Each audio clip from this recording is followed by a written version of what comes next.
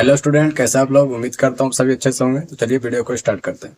तो आज का हमारा क्लास होने वाला है क्लास 12 फिजिक्स का चैप्टर 1 का पार्ट 3। तो अगर पार्ट 1 2 नहीं देखें तो पहले आप उसे देख लीजिए। तो चलिए शुरू करते हैं।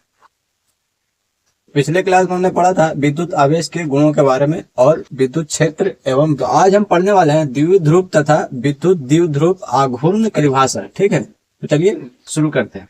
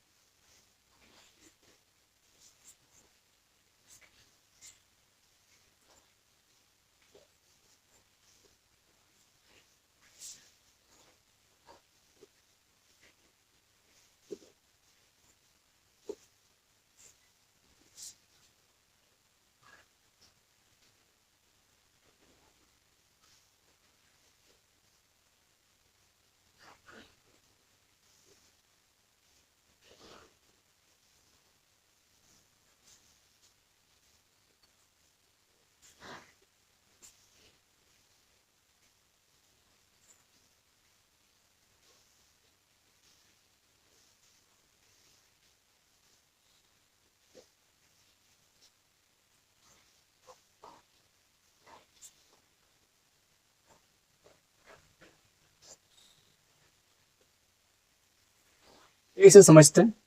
तो आज हम पढ़ने वाले हैं द्विध्रुव तथा विद्युत द्विध्रुव आघूर्ण का परिभाषा लिखिए।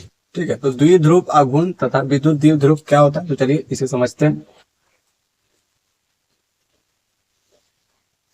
तो सबसे पहले हम समझेंगे विद्युत द्विध्रुव के बारे में। विद्युत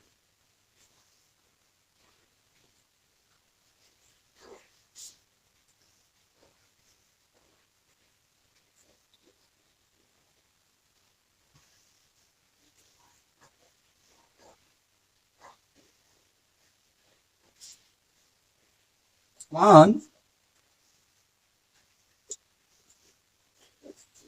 विद्युत द्विध्रुव का परिभाषा क्या होगा? समान परिणाम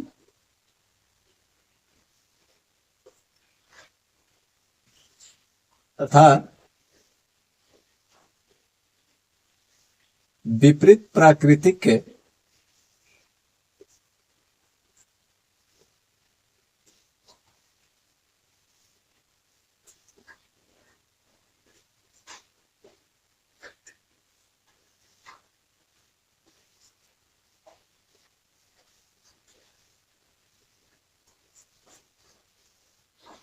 आवेश को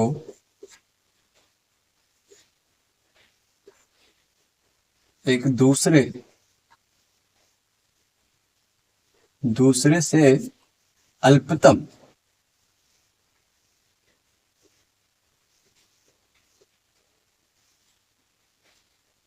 अल्पतम दूरी पर रखने से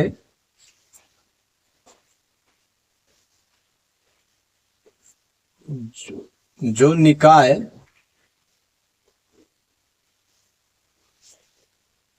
बनता है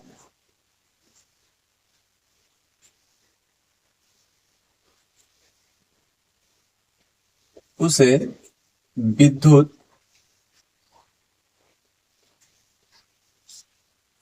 द्विध्रुव कहते हैं।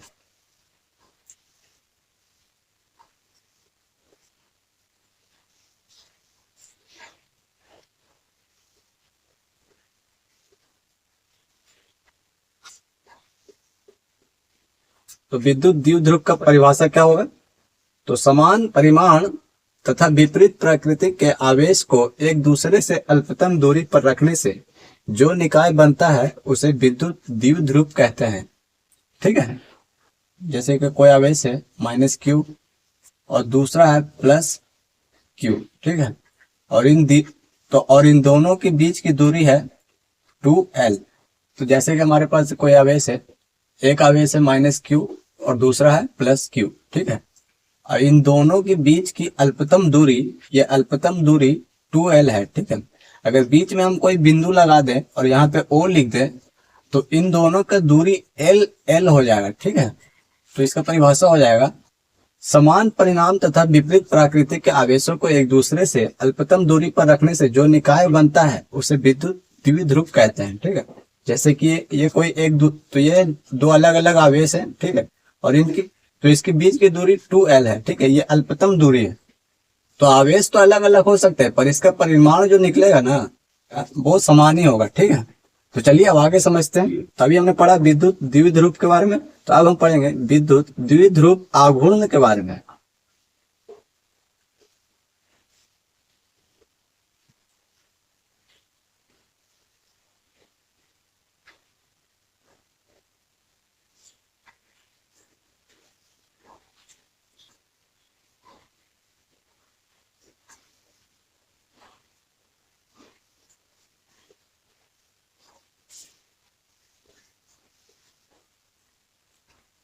तो चलिए इसका परिभाषा लिखते हैं। तो इसका परिभाषा होगा दो आवेशों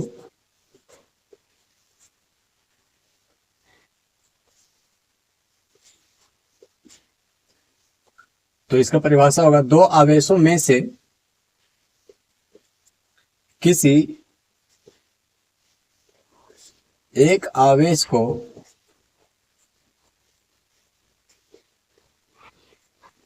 आवेश का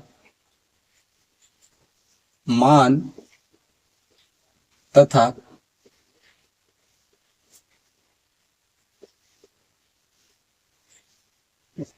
बीच की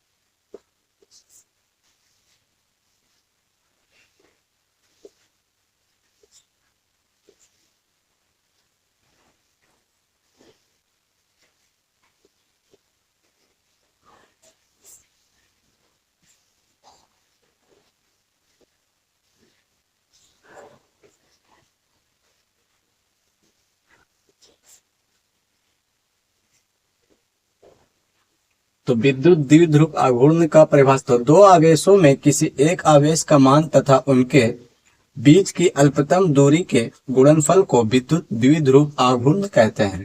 तो चलिए इसका फॉर्मूला को समझते हैं। तो इसका फॉर्मूला क्या हो जाएगा, तो चलिए हम परिभाषा से ही निकाल लेते हैं इसका फॉर्मूला। दो आवेशों में किसी एक आवेश का मान, तो एक आवेश का मान क्या हो जाएगा, जैसे कि हमारे पास एक आवेश हो गया Q, तो हमारे पास एक आवेश हो गया Q। ठीक, तो जैसे कि हमने यहाँ पे ले लिया एक आवेश है Q। ठीक है, और इसके बीच की दूरी क्या है इसका 2L। ठीक है, अभी हमने पढ़ा था इसके बीच की दूरी क्या है 2L। ठीक है, और इसके गुणनफल को तो इसको हम बीच में गुणन कर देंगे, तो ये क्या बन जाएगा, ये बन जाएगा आघूर्ण। ठीक है, तो ये हो गया इसका फॉर्मूला। तो विद्युत द्विध्रुव आघूर्ण का फॉर्मूला होता है P = Q × 2L। तो चलिए इसका मात्रक को समझते हैं। तो इसका मात्रक क्या होता है, तो मात्रक क्या होता है इसका, तो आवेश का मात्रक क्या होता है कूलाम। ठीक, और दूरी का मात्रक क्या होगा, दूरी का मात्रक होता है मीटर, तो कूलाम मीटर। ठीक है, इसको ऐसे भी लिख सकते हैं कूलाम प्रति मीटर, कूलाम मीटर। ठीक है, इसको हम स्मॉल में नहीं लिखेंगे, तो इसको हम ऐसे नहीं लिखेंगे CM, ऐसे नहीं लिखेंगे। ठीक है, ऐसे लिखेंगे तो फिर ये सेंटीमीटर हो जाएगा। ठीक है, इसकी जो इसे हम लिखेंगे तो इसका C जो होगा ये कैपिटल होगा। ठीक है, C कैपिटल होगा और M स्मॉल होगा। ठीक है, तो ये कूलाम मीटर हो जाएगा। ठीक है, अगर हम ऐसे लिखेंगे तो ये सेंटीमीटर हो जाएगा। ठीक, तो ऐसे नहीं लिखना आपको। ठीक है, तो अभी हमने समझा मात्रक को। तो चलिए अब इसके बीमा को ही समझते हैं, इसका बीमा क्या होता है।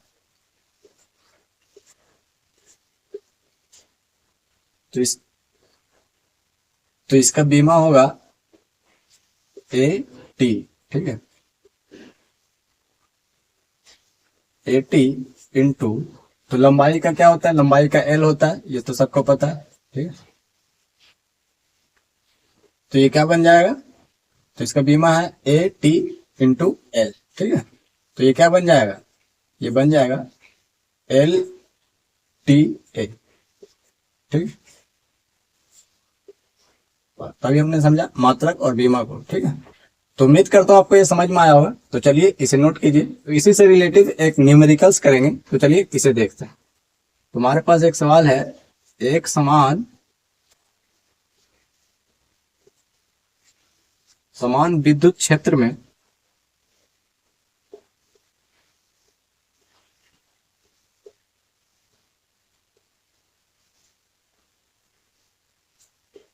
रखे द्विध्रुव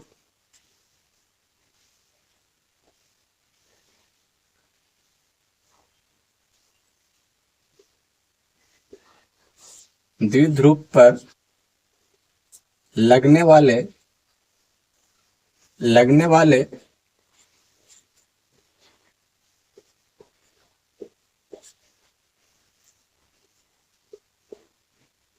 बल आघूर्ण का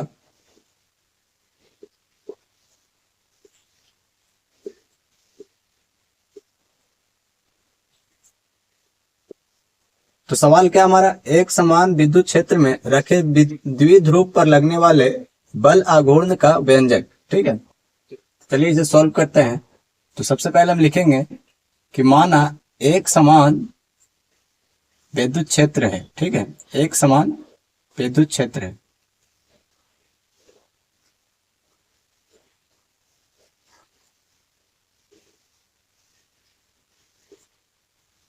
तो ये क्या है, ये एक समान विद्युत क्षेत्र है। तो ये एक समान विद्युत क्षेत्र है, इसका नाम है क्या है, तो इसका नाम है ई, ठीक। तो चलिए अब आगे समझते हैं। तो हमने इसमें एक द्विध्रुव ले लिया, ठीक है। तो हमने इसमें एक द्विध्रुव ले लिया, ठीक है। द्विध्रुव क्या हो गया हमारा, तो ये हमारा हो गया माइनस क्यू और ये हो गया प्लस क्यू, ठीक है।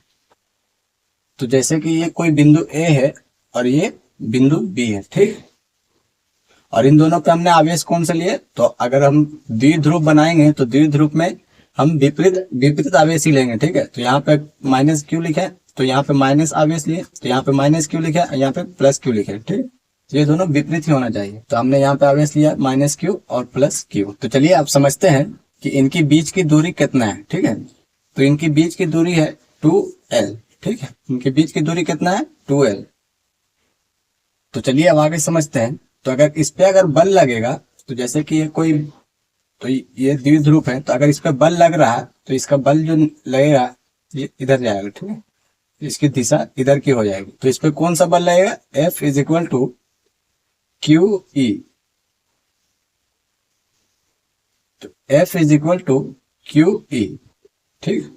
नीचे भी समान प्रकार का बल लगेगा, अगर तो इसमें लगेगा F is equal to Q E, ठीक है। तो नीचे भी समान प्रकार का ही बल लगेगा, तो इसमें भी लगेगा F is equal to Q E, ठीक है। तो चलिए अब आगे समझते हैं। तो इसमें अगर हम डैश डैश ऐसे लगा दें और ये ऊपर से भी अगर डैश डैश ऐसे बना दें, ठीक है, तो ये क्या बन जाएगा, और यहाँ पे एक कोण बना दें, थीटा कोण, ठीक है। तो यहाँ पे हम एक कोण बना दें, थीटा कोण, ठीक है। तो ये क्या बन जाएगा, ये ट्रायंगल बन जाएगा, ये समकोण बन जाएगा, ठीक है। जैसे कि यहाँ पे ये बिंदु ए था और ये बी है, और यहाँ पे हमने मान लिया ये बिंदु सी है, ठीक है। तो ये तीनों मिलके क्या, तो ये क्या बन जाएगा, ये एक समकोण बन जाएगा, ठीक है। तो चलिए अब इसे हम लिखते हैं। तो हम इसे कैसे लिखेंगे, माना एक विद्युत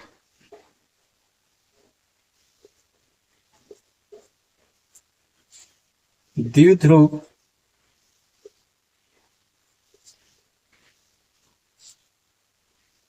ए बी, ठीक है। तो चलिए इसे यहां समझते हैं, ठीक है। तो माना एक विद्युत द्विध्रुव है, तो ए बी, और एक विद्युत क्षेत्र ई में एक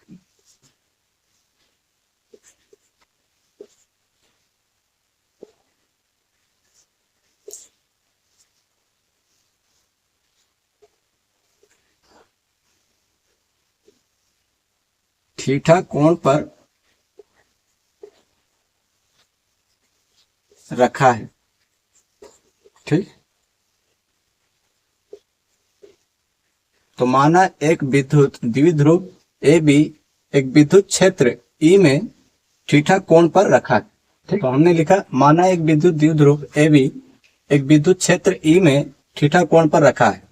ठीक है, तो चलिए अब इसे समझते हैं। तो चलिए अब इस कोण को समझते हैं। कोण ए बी सी, तो हमारे पास कितना कोण ए बी सी। ठीक है, तो कोण ए बी सी में तो sine is equal to B C 2l और is equal to 2l sign. तो हम इसे लिखेंगे लंबवत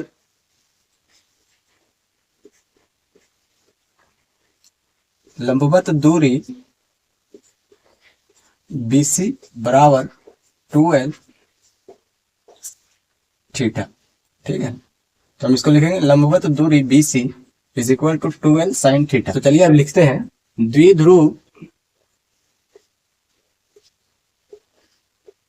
द्विध्रुव पर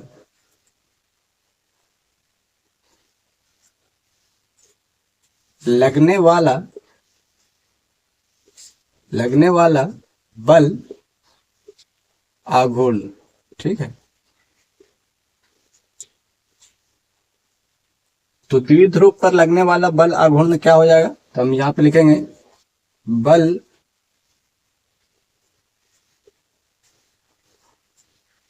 आघूर्ण प्लस घूर्ण बराबर बल इंटू लंबवत दूरी। ठीक है, तो बल आघूर्ण इज इक्वल टू बल इंटू लंबवत दूरी। तो इसका लंबवत दूरी क्या था? तो लंबवत दूरी इसका हमने क्या निकाला था? BC। ठीक है, लंबवत दूरी कितना था इसका? BC। तो बल आघूर्ण का बल इंटू लंबवत दूरी। ठीक है, तो इसका हमने निकाल रखा BC। ठीक, तो हम लिखेंगे यहाँ पे टाउ। ठीक है, F इंटू 20। ठीक है, फिर tau is equal to E into 2l sine theta. तो क्या हो जाएगा? Tau is equal to Q into 2l E sine theta. तो क्योंकि आपको ये पता होगा P is equal to Q into 2l, तो Q के जगह पे हम यहाँ पे P लिख सकते हैं। ठीक है, तो क्योंकि P is equal to Q into 2l। ठीक है, तो Q के जगह पे हम P लिख सकते हैं, तो हम इसे लिखेंगे tau is equal to PE sine theta. तो ये विद्युत द्विध्रुव आघूर्ण का तो tau is equal to PE sine theta. तो यही है एक समान विद्युत क्षेत्र में रखे द्विध्रुव पर लगने वाले बल आघूर्ण का फॉर्मूला। ठीक है, तो चलिए, तो ये हमारा आगे यहाँ पे तो थीटा की जगह पर अगर 90 डिग्री का कोण बनता तो इसका जो आंसर होगा ये थीटा की जगह पे यहाँ पे अधिकतम हो जाती। ठीक है, तो उम्मीद करता हूँ आपको ये समझ में आया होगा। तो चलिए इसे नोट कीजिए, मिलते हैं फिर अगले क्लास में।